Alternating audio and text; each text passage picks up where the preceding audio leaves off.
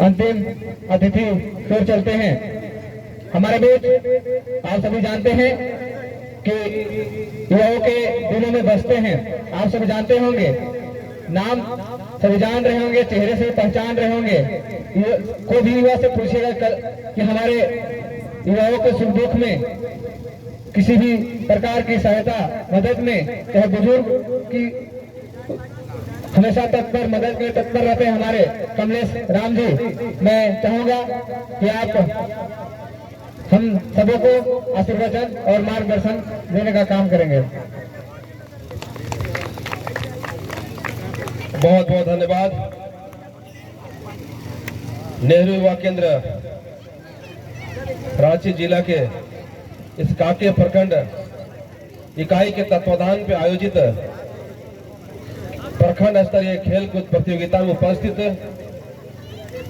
इस नेहरू युवा केंद्र के रांची के उप निदेशक आदरणीय सर्वेंद्र कुमार सिंह जी, मंच में मंचासीन हमारे मध्य आदरणीय हरिनाथ साहू जी, हमारे मेसरा मंडल के भाजपा के मंत्री, मेरे मित्र, मेरे सहयोगी, मेरे भाई सतीश बड़ाई जी, हमारे बीच गौरव जी, हमारे बीच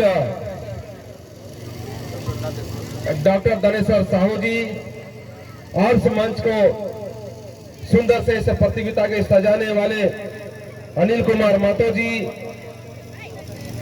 हमारी बहन जो हमेशा इस क्षेत्र के नौजवानों को चाहे सांस्कृतिक क्षेत्र में आगे ले जाने की बात हो, चाहे शिक्षा के क्षेत्र में आगे ले जाने की बात हो, चाहे खेल कूद के क्षेत्र में आगे ले जाने की बात हो, सभी क्षेत्रों में अपने महती भूमिका अपने सर्वत्र देने वाली ऐसे हमारे परमिला कुमारी जी, राकेश मातो जी, सपन सिंह जी, संजय मातो जी, विकास मातो जी, अजीत कुमार जी, संदीप मातो जी, रोहित मातो जी, और यहाँ पर उपस्थित तमाम चेड़ी और मनातुर गांव के मेरे नौजवान साथीगण, छोटे छोटे प्यारे बच्चों, हमारा दीदियां, और इस फाइनल मैच में फुटबॉल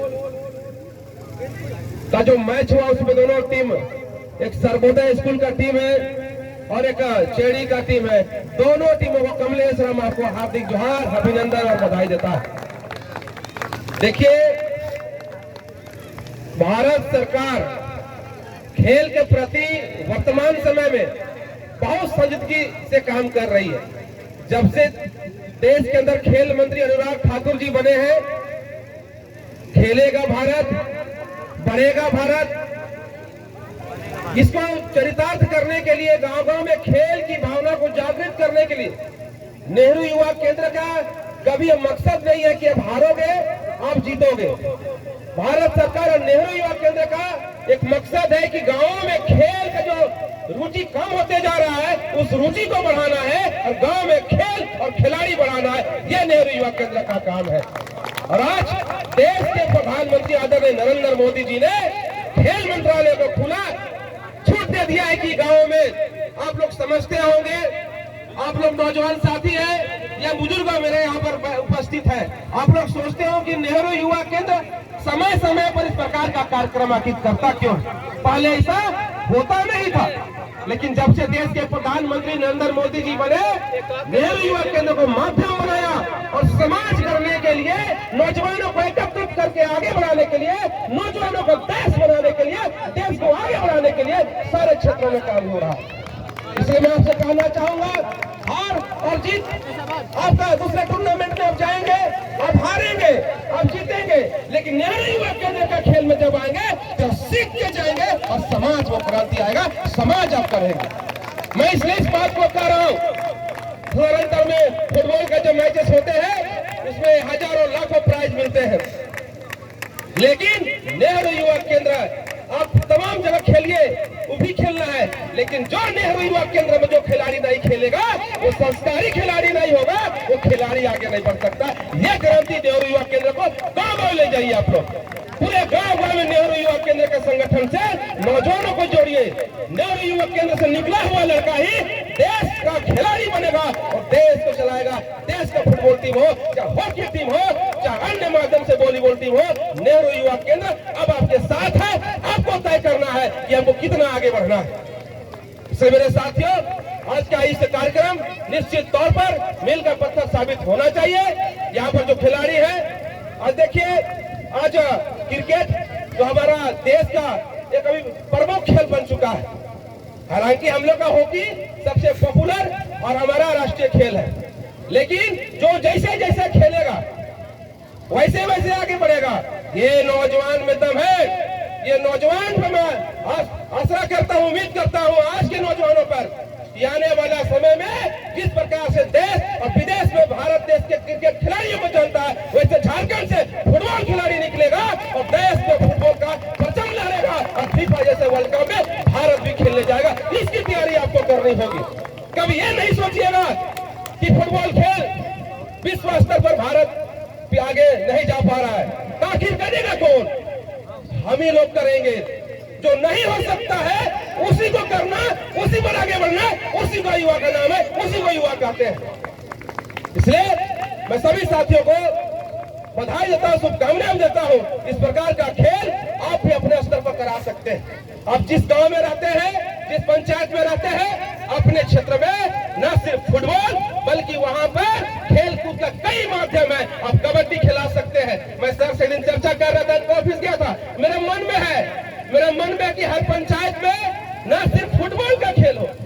फुटबॉल में एक पंचायत अगर टीम बनाएंगे तो 11 लड़का निकलेगा और 11 लड़की निकलेगी। लेकिन हमारा भारत देश में फुटबॉल भी है, हॉकी भी है, कबड्डी भी है, खो-खो भी है, वॉलीबॉल भी है, कई खेल है। क्या मैं एक बेटा फुटबॉल खेल रहा है, एक बेटा वॉलीबॉल खेलेगा, एक बेटी हॉकी खेलेगी। इसकी व्यवस्था करिए, इसकी चिंता करिए। कमलेश राम आपके साथ है, भारत सरकार आपके साथ है, नरेंद्र मोदी जी आपके साथ है, अनुराग ठाकुर जी आपके साथ है, नेहरू युवा केंद्र आपके साथ है, परमिला देवी आपके साथ है। इस बात को आपको मैं कहने आया हूँ यहाँ पे। इसलिए अब आने वाला समय में जब आगे विधानसभा क्षेत्र या रांची और झारखंड जब खेलो तो आने वाला समय एक बार दीपिका कुमारी को विश्व स्तर पर तीरंदाज बना के हम लोग भेजे हैं। तो आने वाला समय हम लोग के यहाँ बेटी तीरंदाज हो या कबड्डी हो, एक स्टेडियम बना तो चलाएगा, ताकि से निकला। इसकी तैयारी आपको करनी होगी और नेहरू युवा केंद्र आपके साथ है।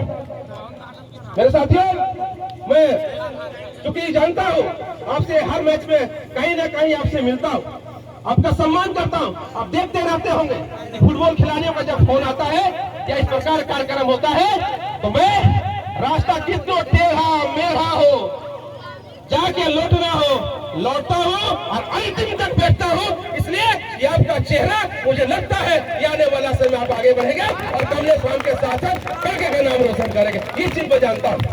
आप लोग खूब खेलिए और साथ ही साथ ये भी कहना चाहेंगे कि खेलने के साथ साथ पढ़ाई को भी ध्यान देना है। आज बता रहे भैया मेरे बहनों, पढ़ाई एक माध्यम है जिससे हम लोग बड़ा से बड़ा जंग जीत सकते हैं। अब अशिक्षित होइएगा, आपके घर में शिक्षा का दीप नहीं चलेगा तो आपका घर में सबल लोग जो होते हैं, मजबूत लोग जो होते हैं, आपका घर में आक्रमण करेगा। आपका जल जगह जमीन जो हमारा संपत्ति है, जमीन जगह भी लूट लेगा। इसलिए जरूर पढ़िएगा। आप समझिएगा कि बाबा साहब B.R. अम्बेडकर, वो उनका इतिहास पढ़िए। आज बाबा साहब B.R. अम्बेडकर के संविधान से मैं बोल रहा हूँ। उनका संविधान था तो आप कपड़ा पहने, उनका संविधान है तो आपस में प्रेम से है, उनका संविधान है तो खेल हो रहा है। और संविधान लिखने वाला बाबा साहब भीमराव अम्बेडकर ने कितना प्रताड़ना झेला।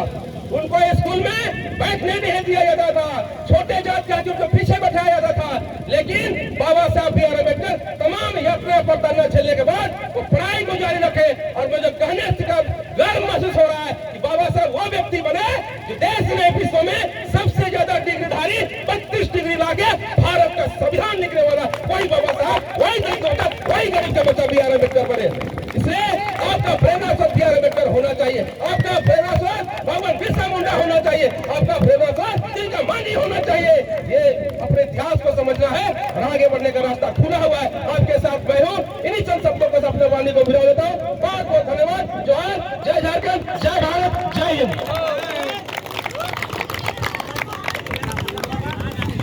बहुत जय श्री